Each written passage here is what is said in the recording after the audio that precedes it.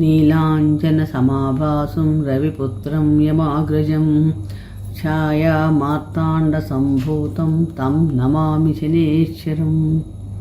శ్రీ గురుభ్యో నమః. శ్రీ మహాగణాధిపతే నమః. శ్రీ మాత్రే నమః. Welcome to Mihiravani YouTube channel. ఈ డాక్టర్ సుందరి ప్రేక్షకులకు నమస్కారం. ఈరోజు మనం ఈ వీడియోలో జూన్ 30వ తారీఖు నుండి నవంబర్ 15, 2024 వరకు కుంభరాశిలో శని భగవానుడు వక్రత్వం పొందుతున్నాడు. అంటే సుమారు 4.5 నెలల పాటు వక్ర సంచారం ఉంటుంది. ఈ వక్ర సంచారం చేసేటప్పుడు మనకి సింహరాశి వారికి ఎటువంటి ఫలితాలు ఇస్తాడు? అసలు వక్రత్వం అంటే ఏంటి? ఎప్పుడైనా సరే గ్రహం వక్రత్వం పొందడం అంటే ఆ గ్రహం వెనక్కి నడుస్తుంది అన్నమాట.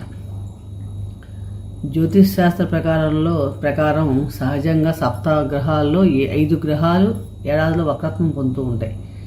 దాని ఫలితాలు కూడా ఆ వక్రత్వం పొందినప్పుడు డిఫరెంట్ ఫలితాలు ఇస్తూ ఉంటాయి. సహజంగా శని, గురు, కుజ, బుధ, శుక్రులు వక్రత్వం పొందుతూ ఉంటారు. రవి, చంద్రుడికి మటుకు వక్రత్వం ఉండదు. రాహు, కేతువులు మనకి ఎప్పుడూ వక్ర మార్గంలోనే సంచారం చేస్తూ ఉంటారు. అంటే గ్రహం వక్రత్వం చెందడం అంటే గ్రహం ఏ భావంలో సంచరిస్తూ వక్రత్వం పొందుతుందో ఆ భావ ఫలితాలు దెబ్బతింటాయి. అంటే ఆ భావ ఫలితాలు పూర్తిగా ఇవ్వదనమాట. ఆ గ్రహం ఇవ్వలేకపోతుంది. అలాగే ఆ భావ సంబంధమైన విషయాల్లో కూడా కొన్ని ఇబ్బందులు ఏర్పడటం, అలాగే గ్రహం వక్రించినప్పుడు దాని వెనకాల గ్రహం యొక్క ఫలితాలని వెనక్కి నడవడం వల్ల వెనకాల భావం యొక్క ఫలితాలు కూడా ఎక్కువగా ఇస్తూ ఉంటుంది. అంటే ఒక్కొక్కసారి జన్మజాతకంలో ఎవరి జన్మజాతకంలో అయినా సరే వాడు పుట్టినప్పుడు, జన్మజాతకం అంటే మనం పుట్టినప్పుడు ఉండే జాతకం, గ్రహస్థితిలో గ్రహం వక్రించి ఉందనుకోండి, అప్పుడు అది విపరీతమైన ఫలితం ఇస్తుంది ఆ గ్రహం అలా ఉన్నప్పుడు.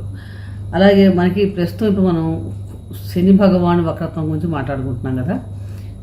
ఈ 2024 సంవత్సరంలో శని సంవత్సరం అంతా కూడా కుంభరాశిలోనే సంచారం చేస్తున్నాడు. జూన్ 30వ తారీఖు నుండి శని భగవాను కుంభరాశిలో వక్రత్వం పొందుతున్నాడు. శనికి కుంభరాశి స్వక్షేత్రము, మూల త్రికోణం కూడా. సహజంగా మనందరికీ తెలుసు శని భగవాను కర్మఫలదాత, అంటే కర్మఫలాన్ని అనుభవింపజేస్తాడు.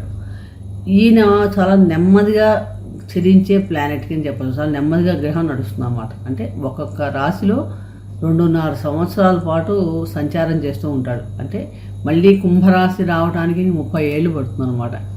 అంటే ఈ 2.5 సంవత్సరాల సంచార సమయంలో కొంతమందికి ద్వాదశ రాశిలో, కొంతమందికి ఏలినాటి శని ఏర్పడతారు, కొంతమంది అర్ధాష్టమ శనితో బాధపడతారు, కొంతమంది అష్టమ శనితో బాధపడుతూ ఉంటారు, కొంతమంది గండక శనితో బాధపడుతూ ఉంటారు. అలాగే శని భగవానికి కొన్ని ప్రత్యేకమైన దృష్టిలు కూడా ఉంటాయి. 3వ దృష్టి, 7వ దృష్టి, 10వ దృష్టి. వాటి వలన కూడా, దృష్టిల వలన కూడా ఈ వక్రత్వం సమయంలో కొన్ని అభావాల మీద కూడా కొంత ఎఫెక్ట్ ఎక్కువగా ఉంటుందని చెప్పవచ్చు. ఈ 4.5 నెలల పాటు, సుమారు 4.5 నెలల పాటు కుంభరాశిలో శని వక్రత్వం చేయటం వలన సింహరాశి వారికి ఎటువంటి ఫలితాలు ఉంటాయి, అంటే వీళ్ళు ఎటువంటి జాగ్రత్తలు తీసుకోవాలి, ఎటువంటి పరిహారాలు పాటిస్తే కనుక వీళ్ళు ముఖ్యంగా 4.5 నెలలు కూడా చాలా మంచి ఫలితాలు పొందగలుగుతారు అని తెలుసుకుందాం. అంటే ఇప్పుడు మనకి శని భగవానుడు కుంభరాశిలో వక్రత్వం పొందటం వలన మకర రాశి ఫలితాలు కూడా ఇస్తూ ఉంటాడు అనమాట. ఇంకో ముఖ్యమైన విషయం ఏంటంటే, మన ఎవరి జన్మజాతకంలో అయినా, అంటే జన్మజాతకం అంటే మనం ఎవరైతే పుట్టినప్పుడు ఉండే గ్రహస్థితుల ప్రకారం శని వక్రించి ఉన్నాడు అనుకోండి, వాళ్ళకి మటుకు మంచి ఫలితాలే జరుగుతుంటాయి. ఈ వక్రత్వ సమయంలోనే వారికి మంచి ఫలితాలు సహజంగా జరుగుతూ ఉంటాయి. ఇప్పుడు సింహరాశి వారికి మనం చూసినప్పుడు, సింహరాశి వారికి శని భగవానుడు షష్టమ, సప్తమాధిపతి, అంటే 6, 7 అధిపతిగా ఉన్నాడు. ఉండి 7వ భావంలో వక్రత్వం పొందుతున్నాడు. 7వ భావం అంటేనే కళాత్ర విషయాలు సంబంధం. 6వ భావం అంటే రుణ, రోగ, శత్రు బాధలు. ఈ సంబంధమైన భావాలకు సంబంధించిన విషయాల్లో ఈ శని వక్రత్వ ఫలితాలు ఎక్కువగా ఉంటుంటారు అన్నమాట. అంటే ఈ వక్రత్వ సమయంలో వీళ్ళకి ఎలా ఉంటుందంటే, సప్తమ స్థానంలో శని వక్రించడం వలన సహజంగా మనకి 6వ భావ ఫలితాలు రావడం అంటే మనస్పర్ధలు రావటం, భార్యాభర్తల విషయాల్లో కానీ, కొంచెం కోర్టు కేసులకు వెళ్ళటం కానీ, కొంచెం దూరంగా ఉండే సమయం రావటం కానీ, సమస్యలు తెలియతే అవకాశం ఉంది. కాబట్టి మనం ఇక్కడ ఈ విషయాలు కొంచెం జాగ్రత్తగా ఉండాలి. అంటే జీవిత భాగస్వామితో కానీ, వ్యాపార భాగస్వాములతో కానీ కొంచెం ఇబ్బందులు వచ్చే అవకాశం ఉన్నాయి. కాబట్టి ఇక్కడ కొంచెం వీలైతే కేర్ఫుల్గా ఉండాలి. అలాగే స్నేహితులు మీద కొన్ని విషయాల్లో జాగ్రత్తగా ఉండాలి. కెరీర్ పరంగా చూసినప్పుడు ఏమవుతుందంటే, వీళ్ళకి కొంచెం ఇష్టం లేని చోటకి ప్రయాణాలు చేసి రావటం కానీ అలాంటివి ఉండే అవకాశం కూడా ఎక్కువగా ఉంది. అలాగే ఈ వ్యాపార రంగంలో చేసే వాళ్ళకు కూడా కొంచెం అంటే పోటీతత్వం వల్ల కానీ లేకపోతే వీళ్ళ సమయానికి సరుకులు రాలేకపోవడం కానీ సమయానికి ఇవ్వలేకపోవడం ఏదో రకంగా వీళ్ళు ఇబ్బంది ఎదుర్కొనే పరిస్థితి కూడా ఏర్పడుతుంటుంది. అలాగే మీరు ఈ సమయంలో ఎవరికైనా డబ్బులు ఇచ్చారనుకోండి, డబ్బులు ఇవ్వాల్సి రావడం, ఇస్తే అవి మళ్ళీ తిరిగి రావడంలో ఇబ్బందులు ఏర్పడటం. కాబట్టి ఆ విషయంలో కూడా చాలా జాగ్రత్తగా ఉండాలి వీరికి.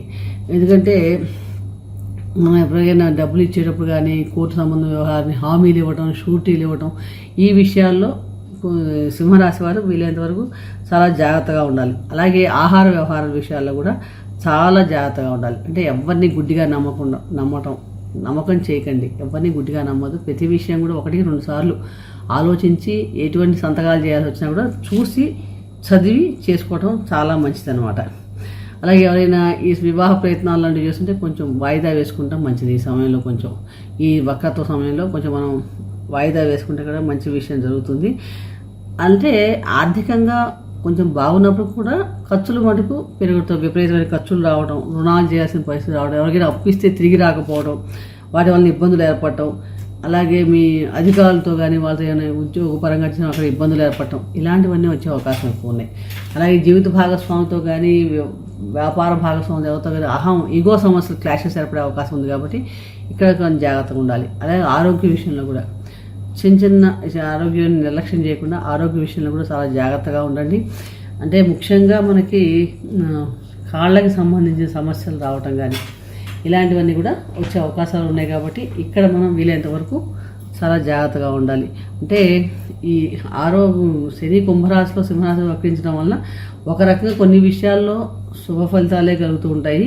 మళ్ళీ వృత్తి ఉద్యోగంలో అభివృద్ధి, ప్రయాణాలు ఉంటాయి, ప్రజాదరణ పొందుతారు. ఒక్కొక్కసారి అదే సమయంలో ఒక్కొక్కసారి ప్రతికూల పరిస్థితులు కూడా రావడం, ఒత్తిడి ఎక్కువగా ఉండటం కూడా ఉంది. కాబట్టి వీలైనంత వరకు చాలా జాగ్రత్తగా ఉండండి. ప్రతిరోజు కూడా మీరు వీలైనంత వరకు సూర్య నమస్కారాలు చేసుకోవడం, శని భగవానికి సంబంధించిన స్తోత్ర పారాయణ చేసుకోవడం చాలా మంచి ఫలితాలను ఇస్తుంది. అలాగే వీలైనంత వరకు 12 నామాలు శని భగవాన్ మన సూర్య భగవాన్ 12 నామాలు ప్రతిరోజు చదవడం, సూర్యుడికి అర్ఘ్యం సమర్పించడం, శనివారం నాడు శని స్తోత్ర పారాయణ చేయడం, ఎవరికైనా పేదలకి సర్వీస్ చేయటం, వృద్ధులకు కానీ వికలాంగులు ఇలాంటివన్నీ చేయటం వల్ల వృత్తులు ఏర్పడే ఇబ్బందులు మనం తొలగించుకోవచ్చు. అన్నదానం చేసుకొని చాలా మంచి ఫలితాలు పొందగలుగుతారు. మరొక రాశి గురించి మరొక వీడియో తెలుసుకునే ప్రయత్నం చేద్దాం. ఈ వీడియో మీకు నచ్చినట్టయితే లైక్ చేయండి, షేర్ చేయండి, సబ్స్క్రైబ్ చేసుకోకపోతే సబ్స్క్రైబ్ చేసుకోండి. సర్వే జనా సుఖినో భవంతు, శుభం భూయాత్. మళ్ళీ కలుద్దాం. మళ్ళీ వృత్తి ఉద్యోగంలో అభివృద్ధి, ప్రయాణాలు ఉంటాయి, ప్రజాదరణ పొందుతారు. ఒక్కొక్కసారి అదే సమయంలో ఒక్కొక్కసారి ప్రతికూల పరిస్థితులు కూడా రావడం, ఒత్తిడి ఎక్కువగా ఉండటం కూడా ఉంది. కాబట్టి వీలైనంత వరకు చాలా జాగ్రత్తగా ఉండండి. ప్రతిరోజు కూడా మీరు వీలైనంత వరకు సూర్య నమస్కారాలు చేసుకోవడం, శని భగవానికి సంబంధించిన స్తోత్ర పారాయణ చేసుకోవడం చాలా మంచి ఫలితాలను ఇస్తుంది.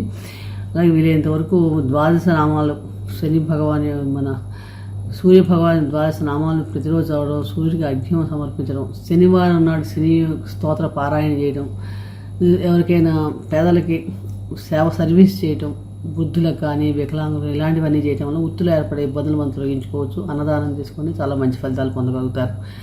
మరొక రాశి గురించి మరొక వీడియో తెలుసుకునే ప్రయత్నం చేద్దాం.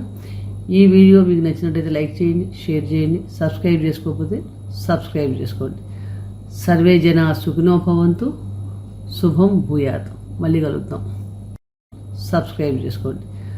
సర్వే జనా సుఖినో భవంతు, శుభం భూయాత్. మళ్ళీ కలుద్దాం.